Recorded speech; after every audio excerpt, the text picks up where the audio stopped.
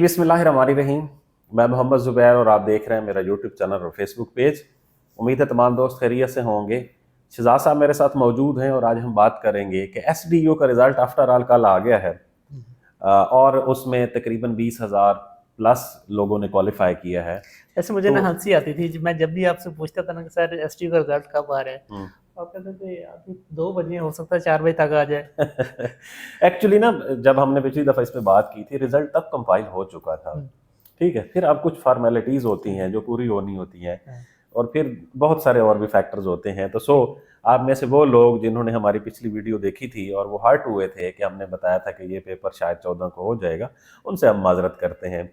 उसकी रीजन ये होती है, कुछ खबरें थी उसकी रीजन ये होती है कि इंस्टीट्यूशन ने फैसला करना होता है कि हमने क्या करना होता है। हम हमेशा बताते हैं कि प्रपोजल ये चल रहा है, अब प्रपोजल के अंदर अल्टरेशन हो सकती है, कुछ भी हो सकता है जी। बट आप लोग नाराज बहुत जल्दी हो जाते हैं जी, थोड़ा सा क्वेश्चन रखा करें।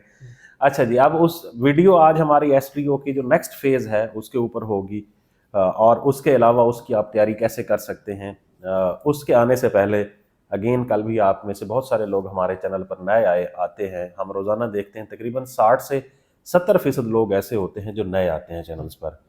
तो आप दोस्त अगर समझते हैं कि हमारी वीडियो से कोई मालूमात मिलती है तो आप हमारे चैनल्स को सब्सक्राइब कर सकते हैं और इसको अपने दोस्तों तक शेयर भी कर सकते हैं। आफ्टर ऑल आप में से वो सारे दोस्त जो पास हुए हैं उन सारे दोस्तों को कलेक्टिवली सर मुबारकबाद। बिल्कुल आप वो खुशनसीब हैं 80,000 लोगों में से जिन्होंने पेपर, कुछ ने तो पेपर नहीं दिया, चले हम कह सकते हैं कि 80,000 में से तकरीबन 20,000 लोगों ने पेपर नहीं दिया। अब अगर 20,000 लोगों ने नहीं दिया तो पीछे बचते हैं 40,000 लोग, 60,000 लोग। उन 60,000 में से सिर्फ और सिर्फ 20,000 प्लस लोग जो पास हुए हैं, आप उनमें से वो खुश नसीब हैं जो पास हुए हैं। देखें 40,000 अगर हैं, 35,000 अगर हैं, 30,000 जो लोग फेल हुए हैं, आप उनसे तो बहुत अच्छे हैं। पहली बात। दूसरी बात, इसका मतलब ये हुआ कि आप लोगों ने पहली फेज को सीरियस लिया, कंपटीशन में तो है ना, कंपटीशन में है, सीरियस लिया था। तो इसी तरह इसको लेके रखें और मैंने आज से अपने मुर्गे को बादाम खिलाना शुरू कर दिए, काउंटडाउन शुरू हो गया। ठीक है, मैंने उसे कहा है कि जी लोग क्यू में लग चुके हैं, तो अब तुम्हारे दिन पूरे हो गए हैं। उसको लिस्ट भी दिखाने की कि इनमें से एक बंदा होगा। नहीं, वो लिस्ट क्योंकि 550 सफ़ात थे तो वो मुर्गा बोर हो जाता। अच्छा। तो बस मैंने उसे बता दिया, मैंने कि भाई तेरे दिन नेड़े में, ठीक है। तो उसके बाद जी अब आ जाते हैं हम डायरेक्ट के, आप 20,000 जो लोग हैं आपको क्या करना चाहिए। सर, अगली सेकंड फेज अब कब एक्सपेक्टेड है? अच्छा, ये तो अब एक्सपेक्टेड की बात हो रही है ना, कि जैसे मैंने आपको बताया कि मोस्ट प्रोबेबली 27-28 तारीख को इसका पेपर हो जाएगा। मीन जो आखिरी सैटरडे संडे है वो एक्सपेक्टेड है कि उसके ऊपर पेपर करवा लिया जाएगा और ये पेपर का रिजल्ट अनाउंस करने का मकसद ही यही था कि विद इन दिसंबर इसका पेपर हो जाएगा। ठीक है, ठीक है। अब इसके अंदर कुछ अल्ट्रेशन हो सकती है या मुमकिन तौर पर इसके अंदर को आगे पीछे जा सकता है, बट क्योंकि अभी रिजल्ट कल आया है, रिजल्ट महकमा कल रिजल्ट दे के चला गया, ठीक है। मतलब इस लेवल की हाइप क्रिएट थी कि उसके बाद सर वेबसाइट हैक हो गई, ठीक है। ब्राउजर सारे भी नहीं कर रहा था। ये तो अच्छी बात है कि कुछ दोस्तों ने पहले ग्रुप में शेयर कर दी थी उसकी पूरी डॉक्यूमेंट, तो हमारे पास वो था, तो बहुत सारे लोगों ने मुझसे व्हाट्सएप पे वो मांगा। ब्राउजर उसका काम नहीं कर रहा था, तो मीन इतना ज्यादा उसके ऊपर एकदम लोगों ने अटैक किया वेबसाइट के ऊपर, ठीक है। तो ये एक मतलब डेफिनेटली यार SDO की सीट तो है ना सर, ऑटो बच्चो भी है, डाला भी है, प्रोटोकॉल भी है, ठीक है, आया जे डाला, ठीक है, और ये सारी चीजें हैं उसके अंदर। खैर, और उसके साथ साथ हमने मुर्गा भी ऑफर किया हुआ है, ठीक है। तो अब अगली फेज के अंदर आप लोगों के 2 पेपर होंगे और ये जो रिजल्ट आया है, इस रिजल्ट के अंदर आप सेकंड पैराग्राफ देखें, उसके अंदर बोल्ड करके पब्लिक सर्विस कमीशन ने लिख दिया है कि अगली फेज में जीके और इंग्लिश ऐसे दोनों पेपर होंगे, एक ही दिन में हो सकते हैं सुबह और शाम, या एक दिन ऐसे हो सकता है, एक दिन जीके हो सकता है, मोस्ट प्रोबेबली एक ही दिन में होंगे, ठीक है। फिर उसमें यह भी लिखा हुआ है कि ऐसे की मार्कशीट उन लोगों की होगी, चेक की जाएगी जिनका जनरल नॉलेज पास होगा, जिनका जीके पास होगा, यानी जीके में भी जिसका 40 नंबर होंगे उसका ऐसे चेक किया जाएगा, उसका ऐसे चेक किया जाएगा। तो मेन 40 नंबर वाला पास होता है ना, तो 40 नंबर जिसके होंगे उसी का चेक किया जाएगा। तो ये तो अपने दिमाग से निकाल दें कि आपको ऐसे के लिए कोई और मजीद टाइम मिलेगा, नहीं, मजीद टाइम नहीं मिलने वाला। ऐसे आपका जनरल नॉलेज के साथ हो जाएगा। अब हम अगली उस पे आते हैं कि जी अब अगले अगर 2 वीक्स हैं, 3 वीक्स है या उससे भी कम टाइम है अगर हमारे पास, तो हम फिर इस पे क्या कर सकते हैं, हम घर बैठ के इसकी तैयारी कैसे कर सकते हैं। ठीक है, ठीक है। अब एक तो ये है कि सर इसके ऊपर जो हमारा अपना सेशन है वो इंशाल्लाह हम ऐसे का शुरू करने लगे हैं। ठीक है। उसके अंदर हम सिर्फ 5 मॉक टेस्ट करवाएंगे। ओके। और वो टेस्ट ऐसे ही होंगे लाइक हम 5 से 6 टॉपिक्स का एक पूरा पेपर शेयर किया करेंगे कैंडिडेट्स के साथ। ठीक है। वो कैंडिडेट उसको हल करेंगे और हमें भेजेंगे, हम उसको चेक करेंगे, आप इवैल्यूएट करके वापस हम सिर्फ उन्हें इवैल्यूएट करके देंगे। इसके अंदर शायद ही एक ही क्लास होगी जिसके अंदर हम बता देंगे कि ऐसे के अंदर कौन कौन सी चीजें होनी चाहिए। ओके। इसके अलावा जनरल नॉलेज के भी हम, वो तो आपको पता है हमारे पास बहुत सारे टेस्ट बने हुए हैं, तो इसमें जनरल नॉलेज भी शामिल होगी। तो ये हमारा प्लान होगा इंशाल्लाह, अगले 15 दिन का हमारा प्लान है। कब से शुरू करेंगे आप? शुरू हम इसकी रजिस्ट्रेशन इतवार तक करेंगे और सोमवार से शुरू करेंगे, मतलब पहला हमारा जो टेस्ट होगा वो सोमवार को होगा। ओके, इंशाल्लाह। ठीक हो गया। अगर हम डेट मेंशन कर दें तो लोगों को ज्यादा आसानी हो जाएगी। चलें डेट देख लें आप कौन सी बनती है वो। सर ये 15 बन रही है मंडे को जी 15 तारीख को इंशाल्लाह। आज 10 है। आज 10 है, 15 को हम हमारा टेस्ट पहला शेयर हो जाएगा। ओके। 15 से लेकर आप 25, 26, 15 से लेकर 27 तक, बस मीन अगर 28 को पेपर हुआ तो हमारा यही है कि हम उस दौरान 5 इनके ऐसे का टेस्ट लेंगे बाकायदा। और अच्छा उसमें ये भी ऑफर होगी लाइक जैसे अब हम लाहौर में रहते हैं, अगर कोई बंदा एक लाहौर में रहने वाला है तो वो इधर बेशक ऑफिस में हमें दे देगा या घर दे देगा, तो वो हम फिजिकली भी मैं उसको चेक। Okay okay. अच्छा जी, तो इसकी सर फी क्या आप रखेंगे? फी तो मेरे ख्याल में इसकी कोई 2500 से 3000 रखेंगे हम। 2500 रुपए इसकी मोस्ट प्रोबेबली फीस होगी हमारी। ठीक है, इससे ज्यादा नहीं होगी। अच्छा जी, अब हम आ जाते हैं सर कि आप घर बैठ के इसकी तैयारी कैसे कर सकते हैं। असल ये सवाल है, आप में से बहुत सारे ऐसे लोग होंगे जिन्होंने इससे पहले कभी को पेपर नहीं दिया होगा ऐसे का, तो उन्हें क्या करना चाहिए। और जनरल नॉलेज के भी इवन के बहुत सारे ऐसे बच्चे हैं जिन्होंने जनरल नॉलेज की भी तैयारी नहीं की होती।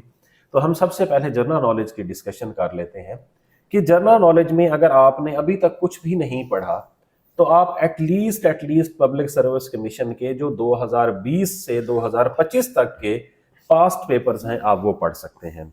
उनसे आप पास्ट पेपर पासिंग पोजीशन में आ सकते हैं जी। आप मतलब 50-60 नंबर ले सकते हैं।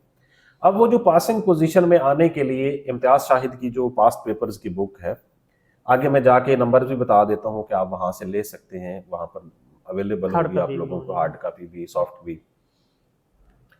तो इम्तियाज शाहिद की किताब ले लें, अभी उनका वेरी रिसेंट एक लेटेस्ट एडिशन भी आया है 106 आप वो ले लें। उसके अंदर 2025 के पेपर्स भी ऐड किए गए हैं।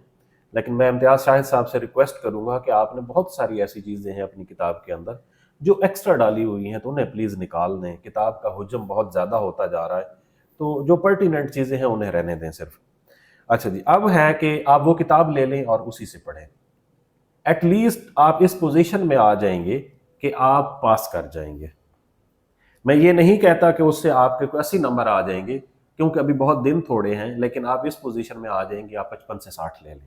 बिल्कुल ऐसे। और 55 से 60 भी मुनासिब नंबर हैं अगर आपने इंग्लिश ऐसे को पास कर लिया तो। ठीक है, बिल्कुल ऐसे। अब सब्जेक्ट वाइज तैयारी का टाइम नहीं है उन लोगों के लिए जिन्होंने नए सिरे से पढ़ना है। जिन लोगों ने ऑलरेडी तैयारी की हुई है तो उनके पास क्वेश्चन है कि वो पास पेपर्स रिवाइज करें, साथ में कोई सब्जेक्ट वाइज इंप्रूव कर लें। अगर कोई आपका ऐसा पोर्शन पब्लिक सर्विस कमीशन के इम्तिहान में जो कि वीक है तो आप उसको इंप्रूव कर सकते हैं। आपके पास अभी क्वेश्चन है 2-3 आपके पोर्शन जो है वो इंप्रूव हो सकते हैं। लेकिन इस पे ज्यादा टाइम इसलिए नहीं लगा सकते कि साथ ऐसे भी आपका उसी दिन ही होना है, तो आपको ऐसे को भी टाइम देना पड़ेगा। तो आप में से वो लोग जो ऑलरेडी पेपर दे रहे हैं उनके लिए एक ब्लेस्ड अपॉर्चुनिटी है कि वो ऐसे के साथ साथ पब्लिक सर्विस कमीशन का जो 1 पेपर है वो भी तैयार कर रहे होते हैं। और अगर वो 75 नंबर या 80 नंबर लेने की पोजीशन में है तो मेरे ख्याल में उनके शॉर्ट लिस्ट होने के ज्यादा चांसेस होते हैं, क्योंकि आपके कमोलेटिवली 300 पेपर जो 300 नंबर जो हैं ये ऐड होंगे तो आप शॉर्ट लिस्ट होंगे। इंग्लिश ऐसे, हाँ जी, जनरल नॉलेज एंड लॉ का पेपर, ठीक है, 300 नंबर हो गए। 300 नंबर्स में से जिस बंदे ने भी जितने नंबर अवेल किए उसकी बेस पर उनकी क्या होगी, इंटरव्यू शॉर्ट लिस्टिंग। बिल्कुल ऐसे। अब हम आ जाते हैं जी इंग्लिश ऐसे के लिए। आप बता रहे थे घर बैठ के अगर आपने तैयारी, जी जी, घर बैठ के अगर आपने तैयारी करनी है तो एक तो ये है कि सबसे पहले आप एटलीस्ट 5 नेशनल और 3 इंटरनेशनल जो इश्यूज हैं उनके ऊपर ऐसे तैयार करें, थीम्स पे, थीम्स के ऊपर, ठीक है। एजुकेशन के ऊपर करें, चाहे वो school education, girls education, higher education के हमारे इश्यूज हैं या यूनिवर्सिटी लेवल के हैं, जो भी है। इसी तरह आप राइट नाउ सोशल मीडिया के ऊपर बहुत ज़्यादा बात हो रही है पाकिस्तान में, हमारे जो लॉज हैं वो क्योंकि सोशल मीडिया को रेगुलेट करने में पूरी तरह इफेक्टिव नहीं है, आप वो देखें। लॉ एंड ऑर्डर की जो सूरत हाल है हमारे पास, लॉ एंड ऑर्डर, इसके ऊपर आ सकता है rule of law and order के साथ साथ रूल ऑफ लॉ मिलते जुलते हैं। जी जी, रूल ऑफ लॉ एक और चीज है जो हमारी गवर्नेंस के अंदर भी आती है। मीन गवर्नेंस इश्यूज को अगर आप देखेंगे तो, या रूल ऑफ लॉ को देखेंगे, ये बहुत इंपॉर्टेंट चीज है, ये आ सकती है। कल हमने बताया था कि नए सूबों के ऊपर बात हो रही है कि जी नए सूबे बनने चाहिए मुल्क के अंदर, तो ये जो नए सूबे हैं क्या ये इफेक्टिव रोल प्ले करेंगे हमारे पास या नहीं। उसके बाद लोकल गवर्नमेंट के ऊपर बहुत ज्यादा बात हो रही है कि अगर मुस्तकबिल के अंदर कोई तरमीम होगी तो उसके अंदर लोकल गवर्नमेंट को कंपलसरी करार दिया जाएगा एज इंडिपेंडेंट इंस्टीट्यूट। तो लोकल गवर्नमेंट की जो हमारे पास, ये गवर्नेंस का बुनियादी तौर पर टॉपिक है, लोकल गवर्नमेंट्स के जो हमारे पास रोल है किसी भी मुल्क के अंदर क्या होता है, ये इश्यूज हैं। फिर हमारी इकोनॉमी के इश्यूज हैं, ये आप देख सकते हैं। आजकल IMF की एक रिपोर्ट आई है करप्शन के ऊपर जो है हमारे यहाँ, वो बुनियादी तौर पर तो गवर्नेंस का इशू है, हमारा गवर्नेंस का इशू है। ये सारी चीजें इन लाइन हो सकती हैं कि अगर आप इनको देख लें। बिल्कुल ऐसी। फिर है टेररिज्म, मोस्ट इम्पॉर्टेंट इस वक्त हमारे पास थीम बना हुआ है कि पाकिस्तान के अंदर बड़ी बदबख्ती है कि फिर दोबारा से ये कमबख्त लोग जो हैं ये सर उठा रहे हैं, या इस किस्म की कोई एक्टिविटीज़ हो रही हैं, तो इसको भी आप देख सकते हैं प्लीज़। अच्छा, उसके अलावा अब है इंटरनेशनल लेवल पर।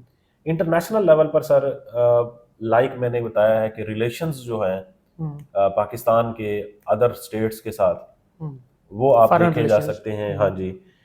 उसके अलावा आप देखें कि पिछली दफ़ा जो पेपर आया था उसमें एक सवाल आया था यूक्रेन अपना इस वार का, पैलेस्टाइन और इजराइल, अब्राहम कार्ड के हवाले से, अब्राहम कार्ड के हवाले से आ सकता है, क्योंकि आजकल फिर आप जो लास्ट टाइम आपने जिक्र किया था न्यू ट्रेंड्स, जो गवर्नमेंट ग्लोबल ट्रेंड्स हैं। जी, मैं न्यू ट्रेंड्स, मैंने कहा न्यू वर्ल्ड ऑर्डर, जैसे मैं कह रहा था न्यू वर्ल्ड ऑर्डर की बात हो रही है। तो ये इंपॉर्टेंट थीम्स हैं जिसके ऊपर आप लोगों को कुछ ना कुछ डाटा इकट्ठा करना चाहिए। At the end of the day जब आप ऐसे, हाँ, आर्टिफिशियल इंटेलिजेंस है, क्लाइमेट चेंज जैसे आप बता रहे थे, at the end of the day जिस दिन आप पेपर देने के लिए बैठते हैं ना सर, आप हमेशा वो ऐसे पिक करते हैं जिसके बारे में आपके पास ज्यादा मालूमात होती है। ठीक है, आपने 10 टॉपिक्स के ऊपर मालूमात इकट्ठी कर ली है, लेकिन पेपर वाले दिन शायद उन 10 में से 2 आ जाते हैं। फिर आप उन 2 में से ये सिलेक्ट करते हैं कि मैंने ऐसे कौन सा ज्यादा लिख सकते हैं जिसके बारे में आपके पास ज्यादा मालूमात होती है। सिंपल एक फार्मूला है ना, इसके अलावा और तो कोई फार्मूला नहीं है ऐसे लिखने का। तो बस मालूमात आपके पास होनी चाहिए, उसको अरेंज करने का तरीका आपको आना चाहिए। ये झाका है आपका, आप घर बैठ के प्लीज लिखें, लिख के खुद चेक करें, अपने किसी अजीज को चेक करवाएं, अपने किसी दोस्त को चेक करवाएं।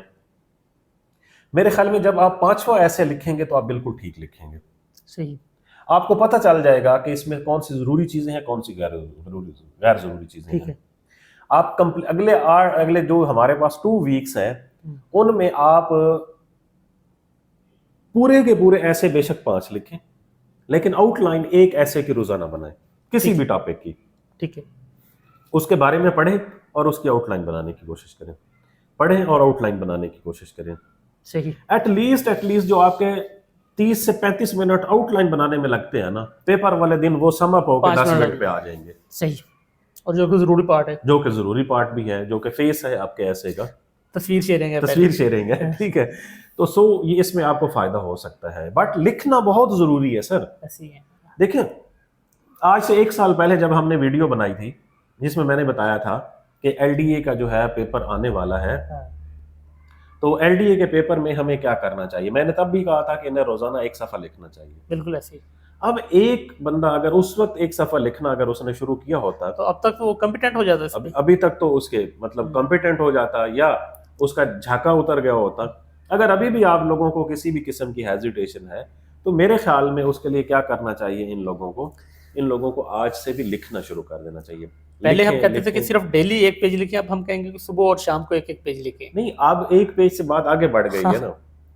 ठीक है, अब थोड़ा सा ज्यादा लिखें आप लोग प्लीज।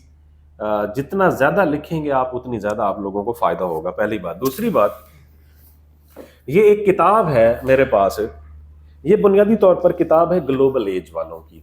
अभी मेरे पास दो किताबें थी, एक मेरे पास नासिर जमाल साहब की भी किताब पड़ी है, उसमें भी कुछ वर्ल्ड टाइम्स वालों ने वो प्रिंट की है, उसमें भी कुछ ऐसे लिखे गए हैं। और एक किताब ये मेरे पास किताब मौजूद है, ये ग्लोबल एज वालों की है। ठीक है, अलबत्ता जो मेरे पास क्योंकि ज़रा पुराना एडिशन है, इसमें राहील शफी इसके राइटर हैं, अब इसके राइटर तब्दील हो गए, बाकी इसके अंदर सेम चीज़ें हैं।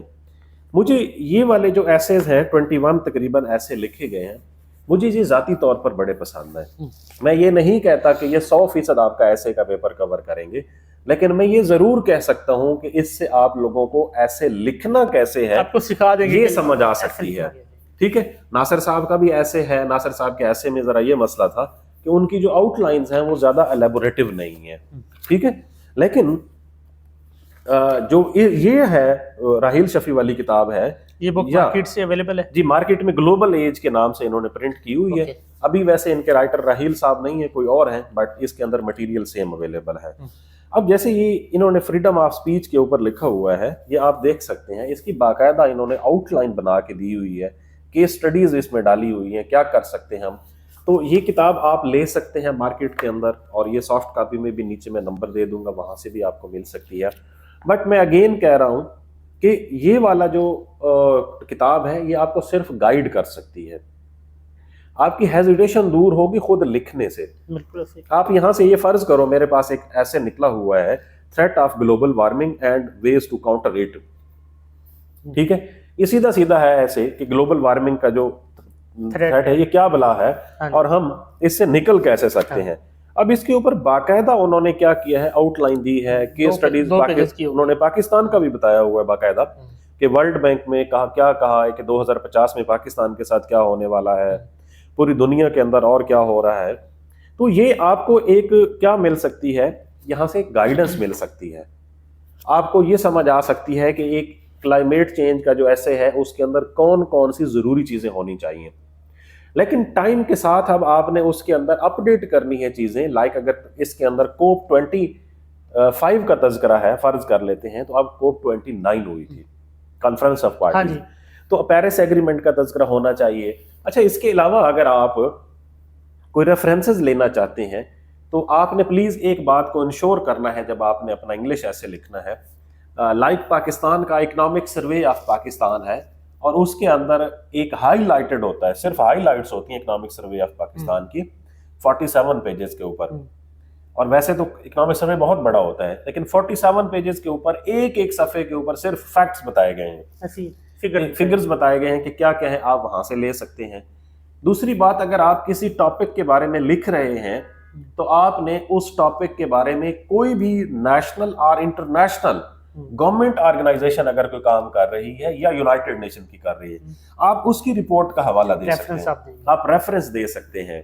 और जितने ज्यादा आपके रेफरेंस होंगे उतना आपका तगड़ा ये समझा जाएगा। सर देखें, अब अगर आप करप्शन के ऊपर लिख रहे हैं और अगर आपने करप्शन के ऊपर पाकिस्तान में सबसे बड़ा इदारा कौन सा है, नैब है, नेशनल अकाउंटेबिलिटी ब्यूरो, अगर आपने नेशनल अकाउंटेबिलिटी ब्यूरो का रेफरेंस दिया है कि उसके बकौल हमारे पास ये स्टैट्स हैं, फिर उसके बाद आपने रेफरेंस दिया है कि वेरी रिसेंट अभी जो IMF की रिपोर्ट आई है उसके अंदर क्या चीजें हैं, एंटी करप्शन का है या कोई और लाइक जो फेडरल अपना जो इंटरनेशनल ऑर्गेनाइजेशंस हैं जो करप्शन को देखती हैं, या ह्यूमन राइट्स के जो हवाले से ह्यूमन राइट्स वॉच करती हैं, अगर आप किसी एमनेस्टी इंटरनेशनल का जिक्र, अगर आप किसी पर्टिनेंट ऑर्गेनाइजेशन का हवाला देंगे ना, वो ज्यादा सॉलिड होगा। बिल्कुल ऐसे। पहली बात। दूसरी बात, किसी भी प्रोमिनेंट पर्सनैलिटी उस फील्ड के अंदर उसकी कोटेशंस आपने जरूर डालनी है।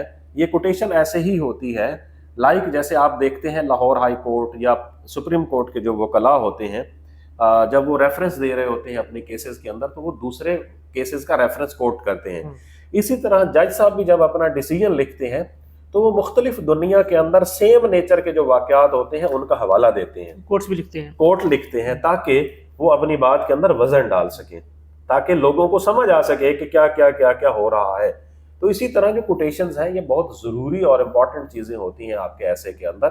फैक्ट्स बहुत ज़रूरी होते हैं, बट बहुत सारी और भी चीज़ें हैं कि आपकी इंग्लिश सिंपल लिखनी चाहिए, आपने सही इंग्लिश लिखनी है, ग्रामेटिकली ठीक होनी चाहिए, आप उसी मुद्दे के ऊपर लिख रहे हैं, डी ट्रैक आपको नहीं होना चाहिए। और चीज़ें ज़रूरी चीज़ें हैं, ये प्रैक्टिस के साथ आएंगी। आप घर बैठकर रोजाना की बुनियाद पर एक टॉपिक के ऊपर 4 से 5 सफ़ात लिखें, उसकी आउटलाइन बनाएं, तो मेरे ख्याल में पेपर चाहे 28 को हो या उससे आगे हो या उससे पहले हो, आप आराम से ऐसे का पेपर पास कर सकते। जबरदस्त। और सर कुछ इसमें ऐड करना चाहते हैं? बस सर, बस जी आज यही था। आप में से वो लोग जिन्होंने एसडीओ का पेपर दिया है और वो पास हुए हैं, उनके लिए ये ब्लेसिंग अपॉर्चुनिटी है कि जी 1,50,000 से ज्यादा तनख्वाह, ऐसी ठीक है, प्रोटोकॉल, हटो बच्चों, गाड़ी और घर में ड्यूटी, ये और चीजें हैं, मतलब ये ऐसी हैं जो यानी ये छोटा एसी लगेगा जाके, छोटा एसी लगेगा, ये सारी चीजें अलाइन है हाँ। आपकी इस पोस्ट के साथ। तो और अगर फिर आप, हमारा मुर्गा भी जाएगा। मुर्गा तो मेरा सबसे, मतलब वो जो क्या करें अब क्या जो बैठे हैं, नहीं वो अब देंगे तो सही। सही, हाँ जी, पूरे बहारों से देंगे। जबरदस्त। अच्छा, पहली बात। दूसरी बात ये है कि आप में से वो लोग जिन्होंने ये पेपर दिया था या अप्लाई किया था और पास नहीं हो सके, या अप्लाई किया था और पेपर नहीं दिया, उन लोगों के लिए मेरी एक हम्बल सजेशन है कि या तो अप्लाई ना किया करें। अगर अप्लाई करते हैं, ये पब्लिक सर्विस कमीशन का रेवेन्यू जनरेट ना करवाया करें, ठीक है। तो अगर आप, या आप लोगों के पास अगर 600 रुपये इतना ही इजाफी है जो आप देते हैं, या 1000 रुपये इतना ही इजाफी है जो आप देते हैं, उससे बेहतर है कि किसी एक सीट पर अप्लाई ना करें और किताब ले लें, या किसी और का अप्लाई करवा दें जो नहीं अप्लाई कर सकता। हाँ, या जो नहीं अप्लाई कर सकता तो आप उसके लिए कर लें ताकि उसका फायदा हो सके अगर उसकी अच्छी तैयारी है। तो अपने अंदर प्लीज ये चीजें ऑप्ट करें कि अगर नहीं देना कम्पिटिटिव इम्तिहान, आपके अंदर इतना हौसला नहीं है, तो छोड़ें इस मतलब चक्कर को, छोड़ें, कोई और काम करें। अगर देना है तो फिर पास फेल से निकल के थोड़ा सा आगे जाकर फ्रंट फुट के ऊपर जाएं और पेपर दें, और पास फेल फिर आहिस्ता आहिस्ता बंदा सीख जाता है कि मैंने क्या करना है। तो चलें जी, God bless you, Allah Hafiz.